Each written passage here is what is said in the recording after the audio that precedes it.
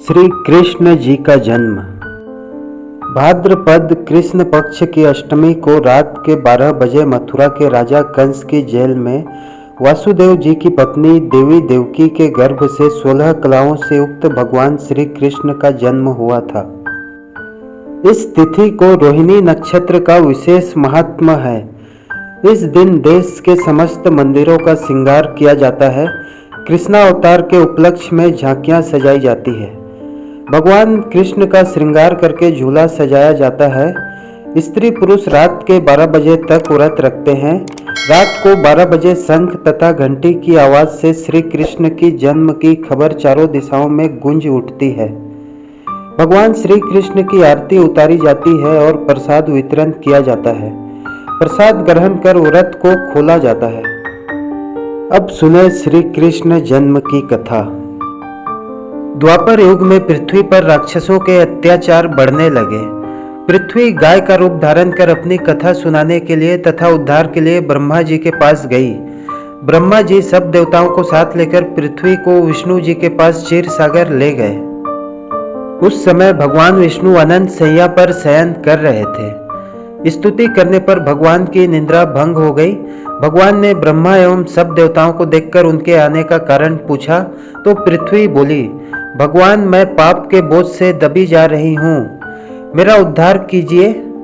यह सुनकर विष्णु बोले, मैं ब्रज मंडल में वासुदेव की पत्नी देवकी के गर्भ से जन्म लूंगा। तुम सब देवतागण ब्रज भूमि में जाकर यादव वंश में अपना शरीर धारण कर लो।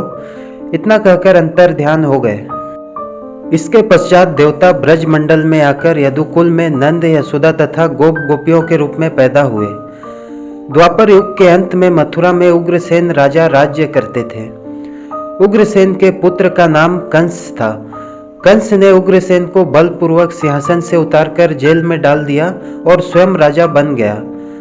कंस की बहन देवकी का विवाह यादव कुल में वासुदेव के साथ निश्चित हो गया। जब कंस देवकी को विदा करने के लिए रथ के साथ जा रहा था तो आकाशवाणी हुई कि हे कंस, जिस देवकी को तू बड़े प्रेम से विदा कर रहा है उसका 8वां पुत्र तेरा संहार करेगा। आकाशवाणी की बात सुनकर कंस क्रोध से भरकर देवकी को मारने को तैयार हो गया। उसने सोचा न देवकी होगी न उसका पुत्र होगा। वासुदेव जी ने कंस को समझाया कि तुम्हें देवकी से तो कोई भय नहीं है। देवकी की 8वीं संतान मैं तुम्हें सौंप दूंगा। तुम्हारे समझ में जो आए उसके साथ वैसा ही व्यवहार करना। कंस ने वासुदेव जी की बात स्वीकार कर ली और वासुदेव देवकी को कारागार में बंद कर दिया। तत्काल नारद जी वहां पहुंचे और कंस से बोले कि यह कैसे पता चलेगा कि 8वां गर्भ कौन सा होगा? गिनती प्रथम से या अंतिम गर्भ से शुरू होगा। कंस ने नारद जी के परामर्श पर देवकी के गर्भ से उत्पन्न होने वाले समस्त बालकों को मारने का निश्चय कर लिया। इस प्रकार एक एक करके कंस ने देवकी के 7 बालकों को निर्दयता पूर्वक मार डाला। भाद्रपद के कृष्ण पक्ष की अष्टमी को रोहिणी नक्षत्र में श्री कृष्ण का जन्म हुआ। उनके जन्म लेते ही जेल की कोठरी में प्रकाश फैल गया।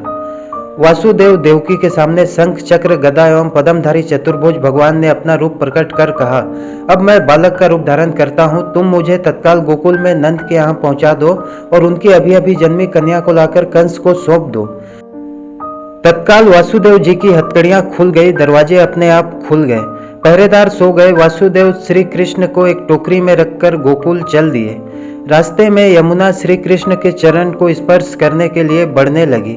भगवान ने अपने पैर लटका दिए। चरण छूने के बाद यमुना घट गई। वासुदेव यमुना पार कर गोकुल में नंद के यहाँ गए। बालक कृष्ण को यशोदा जी की बगल में सुलाकर कन्या को लेकर वापस कंस के कारागार में आ गए। जेल के दरवाजे पूर्ववत बंद हो गए। वासुदेव जी के हाथों में हथकड़ियां पड़ गई। पहरेदार जाग गए। कन्या के रोने पर कंस को खबर कर दी गई।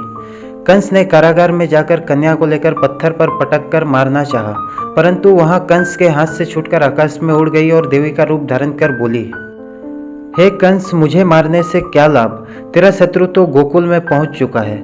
यह दृश्य देखकर कंस हतप्रभ और व्याकुल हो गया। कंस ने श्री कृष्ण को मारने के लिए अनेक दैत्य भेजे। श्री कृष्ण ने अपनी अलौकिक माया से सारे दैत्यों को मार डाला। बड़े होने पर कंस को मारकर उग्रसेन को राजगद्दी पर बैठाया। श्री कृष्ण की जन्म तिथि को तभी से सारे देश में बड़े हर्षोल्लास से मनाया जाता है।